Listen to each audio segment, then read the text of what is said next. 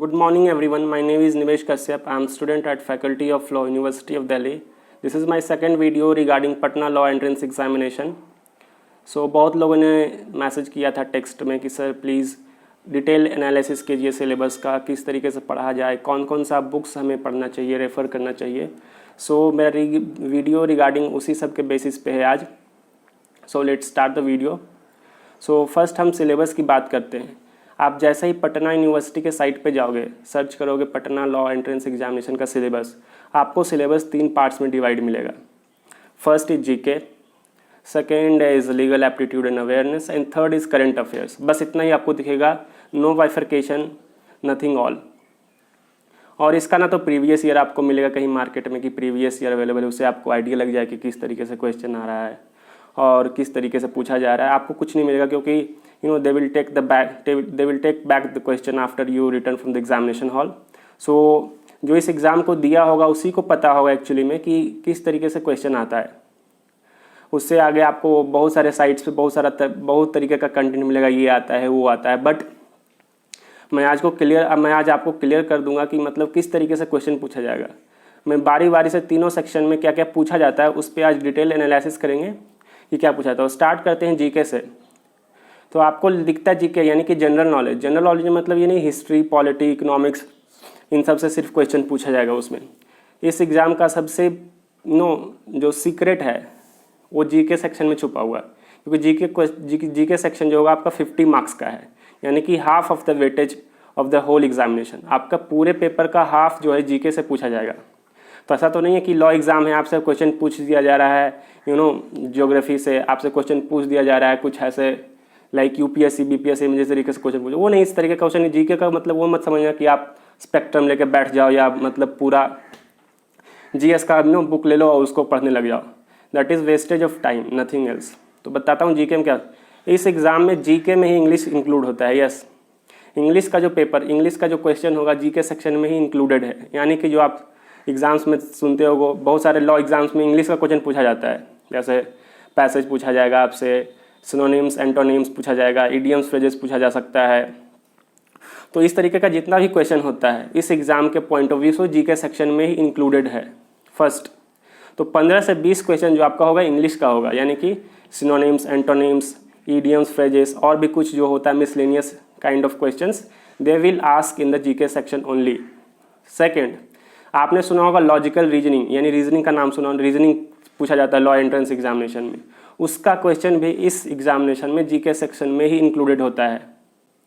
तो 5-10 क्वेश्चन आपको logical reasoning से भी मिलेगा. प्लस कुछ क्वेश्चन स्टैटिक जीके से पूछा जाएगा, लाइक मॉडर्न हिस्ट्री से क्वेश्चन आपसे पूछा जाएगा. बेसिक क्वेश्चन इन डेप्थ नहीं पूछा जाएगा, बेसिक क्वेश्चन आपसे पूछा जाएगा. लाइक पिछली बार मैं जैसे एग्जाम्पल देता हूँ आपको, 2020 में सिविल डिसोबीडियंस से क्वेश्चन पूछा गया था, नॉन कोऑपरेशन मूवमेंट से क्वेश्चन पूछा गया था. तो हो सकता है उसी ऐसा संबंधित कुछ क्वेश्चन इस बार भी पूछ दे. यानी कि आपको जो पता होगा, बेसिक नॉलेज जो होता है एक जीके जो स्टूडेंट पढ़ता है उसको बेसिक पता होना चाहिए मॉडर्न हिस्ट्री के बारे में थोड़ा सा, स्पेशली इंडिपेंडेंस के रिलेटेड चीज़ें, तो वो सब गांधी से रिलेटेड चीज़ें, ये सब पूछा जा सकता है एग्जाम्स में. उसके बाद आता है लीगल मैक्सिम्स का आपने नाम सुना होगा, लाइक वोलेंटाइन, नॉन फिट इंजीरिया, मेंसरी, एक्टर्स रियस, all this terms they will ask you in the GK section only. दो ये पार्ट है लीगल एप्टीट्यूड अवेयरनेस का, बट इस एग्जामिनेशन में खास करके मैं बता रहा हूँ पटना यूनिवर्सिटी के लॉ एंट्रेंस एग्जामिनेशन में जो लीगल मैक्सिम का क्वेश्चन था वो आपको जीके सेक्शन में पूछा जाएगा.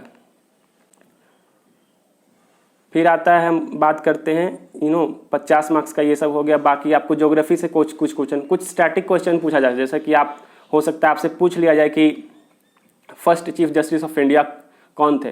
तो ये जो क्वेश्चन है जीके का, ये भी जीके सेक्शन में मिलेगा. इस तरीके के भी क्वेश्चन आएगा स्टैटिक जीके. और कुछ मिसलेनियस क्वेश्चन आएगा जो आपको लगेगा कि यार कहाँ से पूछ दिया, बट वो जीके सेक्शन में ही होता है, क्योंकि जीके सेक्शन 50 क्वेश्चन आएगा.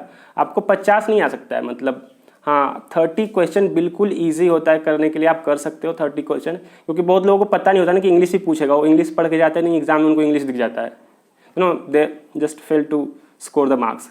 तो इनके साथ ही होता है. मैं इसलिए बता रहा हूँ कि जीके सेक्शन है, इसका मतलब ये नहीं कि आप सिर्फ जीके पढ़ के जाओ, लूसेंट उठाओ और पढ़ना शुरू कर दो स्टार्टिंग से. नहीं, ऐसा मत करना.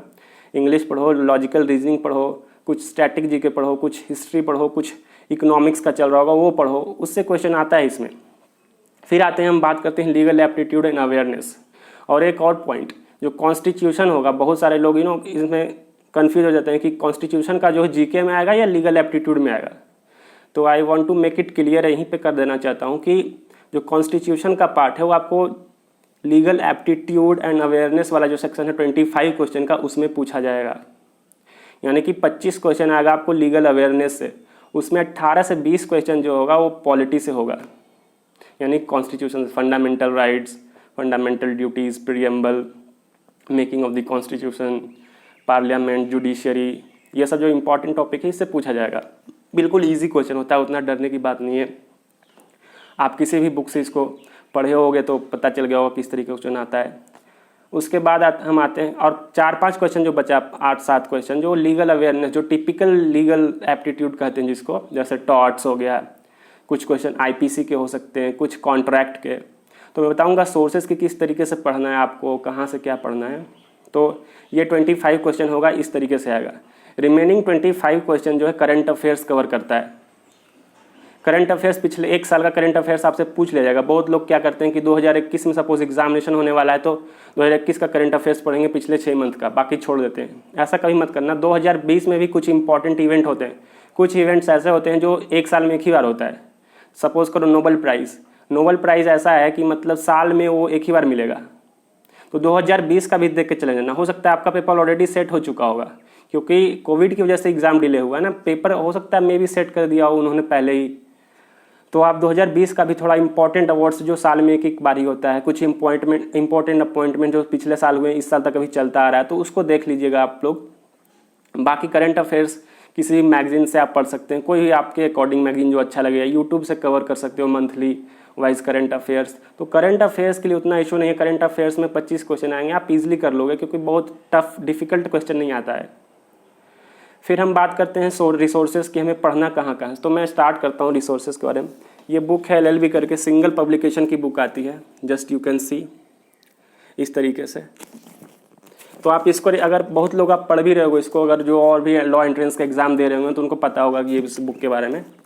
वैसे single publication LLB entrance examination, इसमें आपका सारा सब कुछ है। लीगल एप्टीट्यूड मिल जाएगा, कॉन्स्टिट्यूशन मिल जाएगा, even static GK like history की मैंने बात करी थी, हिस्ट्री, इकोनॉमिक्स, साइंस मत पढ़िएगा। साइंस में 1-2 क्वेश्चन आएगा, OVG के सेक्शन में इंक्लूडेड होगा, मेक श्योर। तो उतना ध्यान नहीं देना। मतलब आपको constitution, legal and current affairs, ये 3 अगर आपका कवर है तो आपको एग्जाम निकल जाएगा, क्योंकि नेगेटिव मार्किंग नहीं होता है। 100 क्वेश्चन पूछेगा, 100 आपको अटेम्प्ट करना है, क्योंकि नेगेटिव मार्किंग है नहीं तो you have to attempt all the questions. So this was all the regarding. So maybe आप इस बुक को रेफर कर सकते हैं। तो I think this is the best book one can should refer. So next book आते हैं। अगर आपके पास नहीं है या दूसरा है तो इसी के सिमिलर एक और बुक है, यूनिवर्सल की क्लैट LLB करके आती है, इससे आप रेफर कर सकते हो। इसमें भी सब कुछ दिया, लेटेस्ट एडिशन है ना, ये ओल्ड एडिशन है, ये आप रेफर कर सकते हो। या फिर एक और बुक आती है जिसमें सिर्फ लीगल एप्टीट्यूड इन रीजनिंग हो, यानी कि कॉन्स्टिट्यूशन और लीगल का क्वेश्चन है। और इस बुक में क्या है कि सब प्रीवियस ईयर सब कुछ दिया हुआ है, प्रीवियस ईयर सारे लॉ एंट्रेंस एग्जामिनेशन का कवर है इसमें। तो इस बुक को आप रेफर कर सकते हो। तीनों में इसको ये करना, तीनों करने की ज़रूरत नहीं है, that is no use, because एक भी करो आप सफिशिएंट है, मोर देन सफिशिएंट है। सारे बुक्स में लगभग सिमिलर है। बट आफ्टर ऑल एक और बुक है, मैं आपको दिखाना चाहता हूँ। ये खुद मैंने लिखी है बुक, इस बुक को DU LLB mock test. Basically ये प्रैक्टिस क्वेश्चन के लिए बनाया गया था, कि बाद में इसमें मैंने एडिशन किया, इसमें मैंने नोट्स भी ऐड कर दिया है लीगल एप्टीट्यूड के, जैसे IPC, टॉर्ट्स, कॉन्ट्रैक्ट, इन सब का नोट्स जैसे मैंने इसमें ऐड कर दिया हूँ। Just I will show you, table form में भी आपको दिखेगा नोट्स। तो ये जो लीगल एप्टीट्यूड का जो सेक्शन है, इस नोट्स को पढ़ने से this is more than sufficient. उसके बाद इसमें प्रैक्टिस क्वेश्चन भी है चैप्टर वाइज पॉलिटी का। मैं आपको इसका कंटेंट दिखाना चाहता हूँ, जिस तरह देखिए, this is the content of the book. Constitution का सारा कवर है इसमें, legal section, IPC, torts, family law and IPR वगैरह सब कवर है। मॉक टेस्ट भी दिया हुआ है, ये क्वेश्चन वाइज फॉर्मेट में है, प्लस नोट्स अलग से इसमें इंक्लूडेड है। तो आप इसको भी रेफर कर सकते हो एज अ प्रैक्टिस क्वेश्चन, क्योंकि लेटेस्ट ट्रेंड के अकॉर्डिंग सेट किया हुआ है। तो दिस बुक आप देख सकते हैं, Amazon, फ्लिपकार्ट पे अवेलेबल है। मैं इसका लिंक डिस्क्रिप्शन में डाल दूंगा वैसे सारे बुक्स का, तो रेफर कर सकते हैं। फिर बात करते हैं कट ऑफ्स की, मतलब कितना सेफ स्कोर है एंड ऑल दैट। तो लास्ट टाइम जो हाईएस्ट मार्क्स स्कोर हुआ था आउट ऑफ 100 दैट वाज 82, जो फर्स्ट रैंक होल्डर था। मैं बताता हूँ मेरे 67 मार्क्स थे and I was qualified in the first merit.